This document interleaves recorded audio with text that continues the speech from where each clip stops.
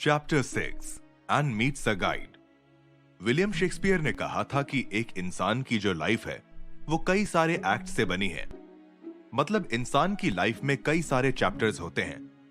जैसे आपका बचपन आपकी लाइफ का एक चैप्टर है। एक चैप्टर वो होगा जब आपने रिलेशनशिप की इंपॉर्टेंस को समझा। एक चैप्टर वो होगा जब आपने अपने करियर में स्ट्रगल किया होगा। और इसी तरह कई सारे चैप्टर्स होंगे। मतलब आपकी लाइफ के डिफरेंट पार्ट्स। अब ये जो आपकी लाइफ के डिफरेंट पार्ट्स होते हैं, डिफरेंट चैप्टर्स होते हैं, इनमें आप ऐसे ही सरवाइव नहीं कर लेते। आपकी लाइफ के हर चैप्टर में आपको डेफिनेटली कोई ना कोई गाइड जरूर मिला होगा। मतलब कोई ऐसा जिसने आपको आपकी लाइफ के उस चैप्टर में गाइड किया हो। Every hero is looking for a guide. Guide का मतलब है वो इंसान या फिर वो चीज जो आपको ये बताए कि आपको क्या करना है। जब हमारी लाइफ में प्रॉब्लम्स आती हैं या फिर कोई ऐसा चैप्टर आता है जिसमें हमें पता नहीं होता कि क्या करना है, तो उस टाइम पे गाइड्स ही हमारी हेल्प करते हैं। जैसे आपकी लाइफ के एक गाइड हैं आपके पेरेंट्स। आपके पेरेंट्स ने आपको डेफिनेटली बहुत सी चीजें सिखाई होंगी और आपकी लाइफ के कई सारे चैप्टर्स में गाइड किया होगा। इसी तरह जब आपने फुटबॉल खेलना शुरू किया हो तो उस टाइम पे आपके फुटबॉल कोच ने आपको गाइड किया होगा। गाइड कोई भी हो सकता है। ये कोई पर्सन भी हो सकता है, कोई बुक भी हो सकती है, कोई पोएम भी हो सकती है जिसे पढ़ के आपको पता चला हो कि क्या करना है। आपका कोई डॉक्टर या थेरेपिस्ट भी हो सकता है। कोई भी हो सकता है जिससे आपको गाइडेंस मिले और आप अपना प्रॉब्लम सॉल्व करें। अगर हीरो बिना किसी गाइड के अपना प्रॉब्लम सॉल्व कर ले तो ऑडियंस का इंटरेस्ट खत्म हो जाता है। आप खुद सोचो कि अगर हीरो को यह पता होता कि उसने अपना प्रॉब्लम किस तरह सॉल्व करना है तो उसे प्रॉब्लम होता ही क्यों। यही रीजन है कि स्टोरीज हमेशा किसी ना किसी गाइड का यूज करती हैं, जिसकी हेल्प से हीरो वो चीज अचीव कर पाता है जो उसे अचीव करनी है। आप कोई भी स्टोरी देख लें या फिर पढ़ लें, हर स्टोरी में गाइड होता ही है। जैसे स्टार वॉर्स में ल्यूक स्काईवॉकर के पास योडा होता है जो कि उसका गाइड होता है। जूलियट रोमियो को प्यार के बारे में सिखाती है और इसी तरह हर मूवी में हीरो के पास गाइड होता ही है। अब ये चीज सिर्फ स्टोरीज में नहीं होती बल्कि हमारी रियल लाइफ में भी होती है। हम इंसानों के साथ भी डेली कई सारी प्रॉब्लम्स होती हैं। हमारे साथ इंटरनल प्रॉब्लम्स होती हैं, एक्सटर्नल प्रॉब्लम्स होती हैं, फिलोसॉफिकल प्रॉब्लम्स होती हैं। हम ये प्रॉब्लम्स खुद से सॉल्व नहीं कर सकते। हमें कोई ना कोई गाइड जरूर चाहिए जो हमारी इन प्रॉब्लम्स में हेल्प करे। अब बिजनेसेस जब अपने आप को एडवर्टाइज करते हैं, मार्केटिंग करते हैं, तो वो एक बहुत बड़ी गलती कर देते हैं। वो गलती ये करते हैं कि वो अपने आप को हीरो रिप्रेजेंट करते हैं। उन्हें लगता है कि वो स्टोरी के हीरो हैं, लेकिन ऑथर कहते हैं कि बिजनेसेस और ब्रांड्स हीरो नहीं हैं, वो गाइड हैं। जो भी बिजनेस अपने आप को हीरो रिप्रेजेंट करेगा वो फेल होगा। और मैं आपको इसका अभी एक एग्जाम्पल भी दूंगा, द फेटल मिस्टेक। ये एग्जाम्पल है टाइडल का, जो कि एक म्यूजिक स्ट्रीमिंग सर्विस है। ये कंपनी अमेरिकन रैपर जेजी ने स्टार्ट की थी। जेजी ने ये कंपनी स्टार्ट करने के लिए $56 मिलियन इन्वेस्ट किए थे। इस कंपनी का मिशन ये था कि लोग म्यूजिक की फिर से रिस्पेक्ट करें, म्यूजिक को इज्जत दें। इस कंपनी का आइडिया ये था कि इसे म्यूजिशियंस खुद ही ओन करेंगे।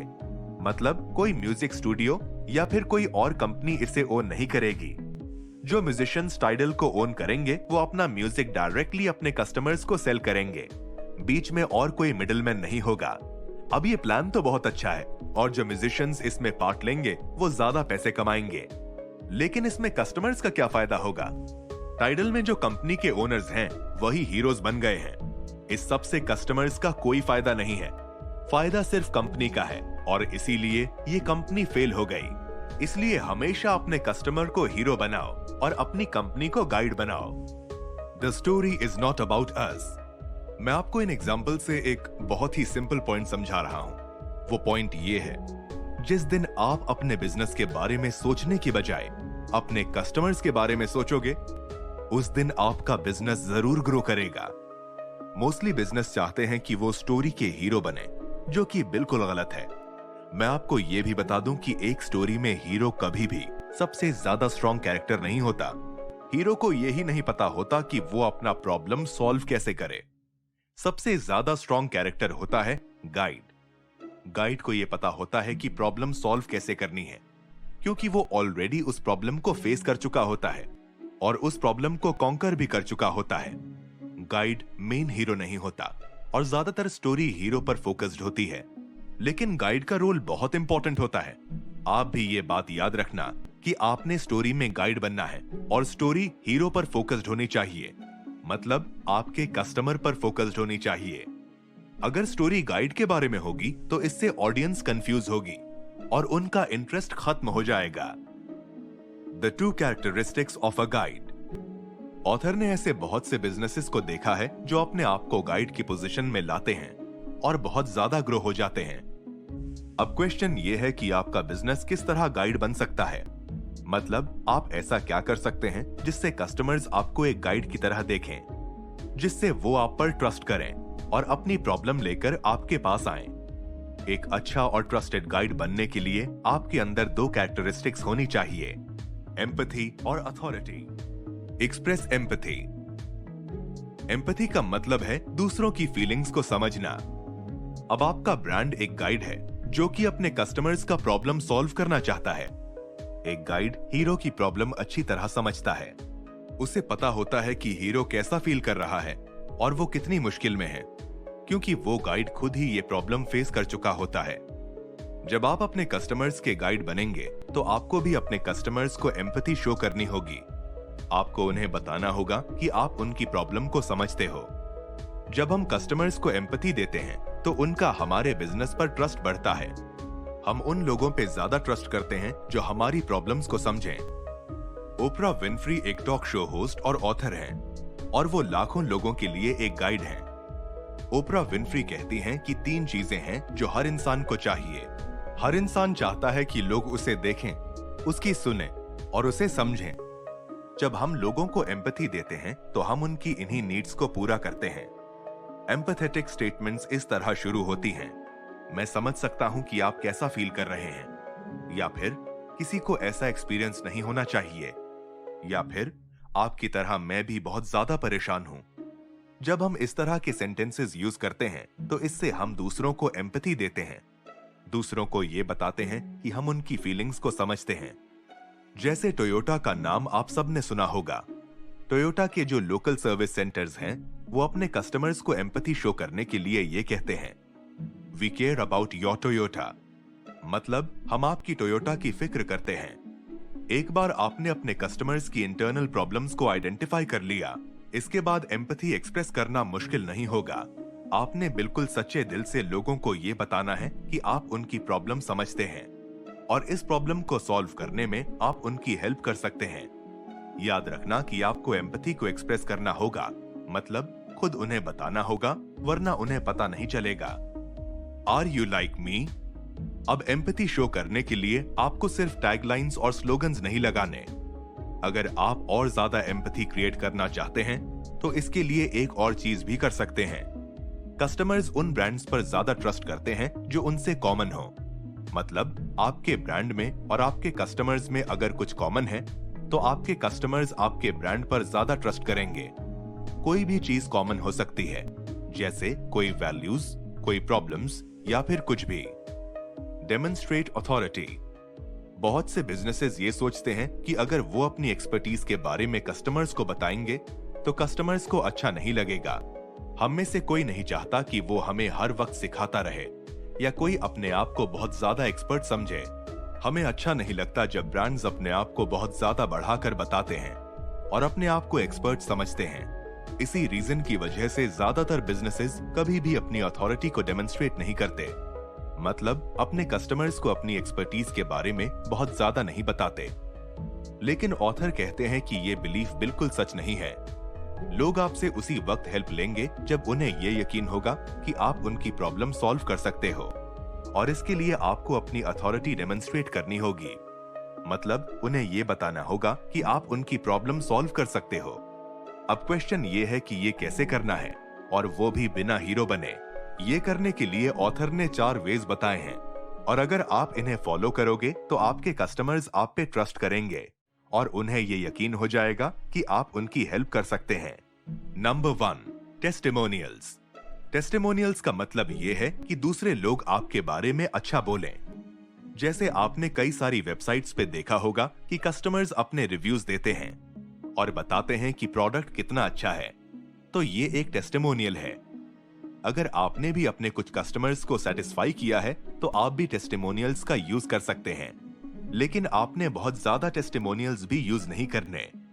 ऑथर रेकमेंड करते हैं कि आप 3 टेस्टिमोनियल्स यूज करें और ऐसे टेस्टिमोनियल्स यूज करें जिसमें आपके ब्रांड के बारे में शॉर्टली बताया हो। ऐसा कुछ भी नहीं डालना जिसमें आपके ब्रांड की बहुत ज्यादा तारीफ ही लिखी हुई हो। शॉर्ट स्टेटमेंट्स डालना। स्टैटिस्टिक्स। ट्रस्ट और अथॉरिटी के लिए आप स्टैटिस्टिक्स का भी यूज कर सकते हैं। स्टैटिस्टिक्स मतलब नंबर्स के थ्रू फैक्ट्स बताना। जैसे आज तक आपने कितने कस्टमर्स के साथ काम किया है, आपने उन्हें कितने पैसे सेव करने में हेल्प की है, उनका बिजनेस कितना % ग्रो हुआ, रेवेन्यू कितना % बढ़ा। अगर आपके पास ऐसे पॉजिटिव स्टैटिस्टिक्स हैं तो जरूर यूज करें। कुछ कस्टमर्स को ऐसे स्टैटिस्टिक्स और फैक्ट्स बहुत पसंद होते हैं और वो आपके ब्रांड पर ट्रस्ट भी करेंगे। अवार्ड्स। अगर आपने अपने काम के लिए कोई अवार्ड्स जीते हैं तो आप वो भी शेयर कर सकते हैं।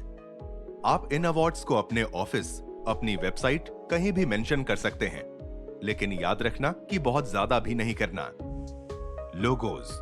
अगर कुछ ऐसे बड़े बिजनेसेस या क्लाइंट्स हैं जिनके साथ आपने काम किया है तो आप उन बिजनेसेस के लोगोज भी मेंशन कर सकते हैं। इससे आपके कस्टमर्स को पता चलेगा कि आपने कितने बड़े क्लाइंट्स के साथ काम किया है और उनका ट्रस्ट बढ़ जाएगा। तो ये हैं वो 4 तरीके। आप अपने मार्केटिंग मटेरियल को देखें और अपने आप से पूछें कि आप कैसे अथॉरिटी डेमोन्स्ट्रेट कर सकते हैं और अपने कस्टमर्स का ट्रस्ट गेन कर सकते हैं। How to make a great first impression. Amy Cuddy Harvard में एक बिजनेस प्रोफेसर हैं। एमी ने बिजनेस के टॉपिक पर 15 साल से भी ज्यादा रिसर्च की है। उन्होंने अपनी बुक में बताया है कि आप अपने कस्टमर्स पर एक अच्छा इंप्रेशन कैसे डाल सकते हो। एमी कहती हैं कि जब कोई इंसान किसी नए पर्सन से मिलता है तो वो सबकॉन्शियसली अपने आप से ये 2 सवाल पूछता है। सबसे पहले वो पूछता है, क्या मैं इस पर्सन पर ट्रस्ट कर सकता हूँ? और फिर वो पूछता है, क्या मैं इस पर्सन की रिस्पेक्ट कर सकता हूँ? एमी कहती हैं कि ट्रस्ट बहुत ज्यादा इंपॉर्टेंट है। एक बार उन्होंने आप पर ट्रस्ट कर लिया, इसके बाद ही वो आपको अपनी प्रॉब्लम बताएंगे और आपसे कम्युनिकेट करेंगे। जब हम अपने कस्टमर्स को एम्पैथी शो करते हैं तो कस्टमर्स को अपने पहले क्वेश्चन का आंसर मिलता है, और जब हम अथॉरिटी डेमोन्स्ट्रेट करते हैं तो उन्हें अपने दूसरे क्वेश्चन का आंसर मिलता है। मतलब वो सोचते हैं कि हाँ, मैं इस पर्सन की रिस्पेक्ट कर सकता हूँ। इसलिए ये 2 कैरेक्टरिस्टिक्स जो अभी हमने डिस्कस की, ये बहुत ज्यादा इंपॉर्टेंट हैं। इन्हीं की हेल्प से आप एक अच्छा फर्स्ट इंप्रेशन क्रिएट कर सकते हैं। जब आपके अंदर ये 2 कैरेक्टरिस्टिक्स होंगी तो आपके कस्टमर्स आपको अपना गाइड समझेंगे और आपसे हेल्प लेंगे। Clarify your message so customers listen. अब ऐसा नहीं है कि आपके कस्टमर्स ने आप पर ट्रस्ट किया और फिर वो आपसे प्रोडक्ट बाय कर लेंगे। ट्रस्ट के बाद कुछ और भी है जो वो देखते हैं और वो हम नेक्स्ट चैप्टर में डिस्कस करेंगे। लेकिन अभी के लिए आपको एम्पैथी और अथॉरिटी के बारे में सोचना है।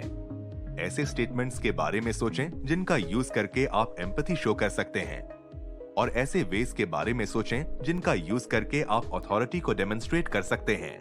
फिर आपने कोई एम्पैथेटिक स्टेटमेंट चूज करना है और फाइनली ये डिसाइड करना है कि आप अथॉरिटी कैसे डेमोन्स्ट्रेट करेंगे, और फिर ये चीज आपको अपने ब्रांड स्क्रिप्ट में लिखनी है।